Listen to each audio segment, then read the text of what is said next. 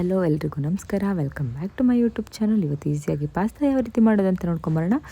ನಾನಿಲ್ಲಿ ಒಂದು ಬೌಲಷ್ಟು ಪಾಸ್ತಾ ತೊಗೊಂಡಿದ್ದೀನಿ. ಸೊ ಫಸ್ಟು ಕುಕ್ಕರ್ಗೆ ಒಂದು ಬೌಲ್ ಪಾಸ್ತಾನ ಆ್ಯಡ್ ಮಾಡಿಕೊಂಡು ಅದಕ್ಕೆ ಎಷ್ಟು ಬೇಕು ಅಷ್ಟು ನೋಡಿಕೊಂಡು ನೀರನ್ನ ಹಾಕ್ಕೋಬೇಕು. ನಾನಿಲ್ಲಿ ಒಂದು ಗ್ಲಾಸಷ್ಟು ನೀರನ್ನ ಆ್ಯಡ್ ಮಾಡ್ಕೋತಾ ಇದ್ದೀನಿ. ಸೊ ಲಿಡ್ ಕ್ಲೋಸ್ ಮಾಡಿಬಿಟ್ಟು ಗ್ಯಾಸ್ ಆನ್ ಮಾಡಿ ಒಂದು ವಿಷಲ್ ಹಾಕಿಸ್ಕೊಂಡ್ರೆ ಪಾಸ್ತಾ ರೆಡಿ ಆಗುತ್ತೆ. ಸೊ ಈ ಪಾಸ್ತಾ ಮಾಡೋಕ್ಕೆ ವೆಜಿಟೇಬಲ್ಸ್ ಏನೇನು ತೊಗೊಂಡಿದ್ದೀನಿ ಅಂದರೆ ಒಂದು ಬೌಲಷ್ಟು ಕಾರ್ನ್, ಬೀನ್ಸ್ ಹಾಗೆ ಕ್ಯಾರೆಟ್ ಮೂರನ್ನು ತೊಗೊಂಡು ಬೇಯಿಸಿ ಎತ್ತಿಟ್ಕೊಂಡಿದ್ದೀನಿ. ಸೊ ಈಗ ಇಲ್ಲಿ ಒಂದು ಪ್ಯಾನ್ ಕಾಯೋಕೆ ಇಟ್ಕೊಂಡು ಅದಕ್ಕೆ ಒಂದು ಸ್ಪೂನಷ್ಟು ಆಯಿಲ್ ಆ್ಯಡ್ ಮಾಡ್ಕೋತಾ ಇದ್ದೀನಿ.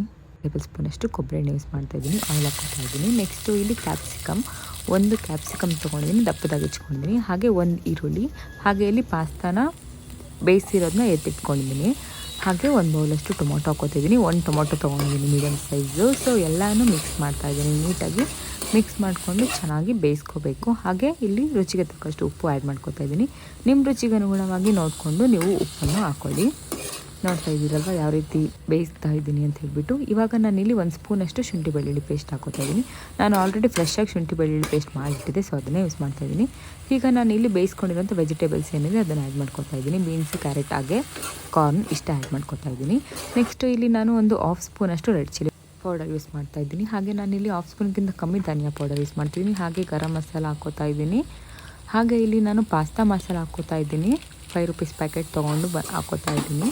ಸೊ ನೀವು ಬೇಕಂದ್ರೆ ಹಾಕ್ಕೋಬೋದು, ಅದು ಆಪ್ಷನಲ್. ಬೇಡ ಅಂದರೆ ಬೇಡ. ನಾನು ಆಲ್ರೆಡಿ ಇತ್ತು ಮನೇಲಿ ತಂದಿದ್ದು, ಹಂಗಾಗಿ ಹಾಕ್ಕೋತಾ ಇದ್ದೀನಿ. ನೆಕ್ಸ್ಟು ಇಲ್ಲಿ ನಾನು ಟೊಮೊಟೊ ಕೆಚಪ್ ಹಾಕ್ಕೋತಾ ಇದ್ದೀನಿ. ಟೊಮೊಟೊ ಕೆಚಪ್ ಮನೇಲೇ ಮಾಡಿದ್ದು. ಇದು ಸೋಯಾ ಸಾಸ್ ಹೊರಗಡೆಯಿಂದ ತಂದಿರೋದು. ಸೋಯಾ ಸಾಸ್ನ ಆ್ಯಡ್ ಮಾಡ್ಕೋತಾ ಇದ್ದೀನಿ. ಅದು ಆಪ್ಷನಲ್, ಬೇಕು ಅಂದರೆ ಹಾಕ್ಕೋಬೋದು, ಅದು ಕೂಡ ಬೇಡ ಅಂದರೆ ಬೇಡ. ಹೆಲ್ತಿಯಾಗಿ ಮಾಡ್ಕೊಳ್ಳೋರು ಹೆಲ್ತಿಯಾಗಿ ಮಾಡ್ಕೋಬಹುದು.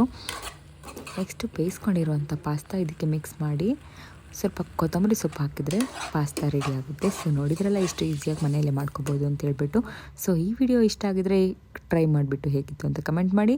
ಹಾಗೆ subscribe to my YouTube channel. Thanks for watching.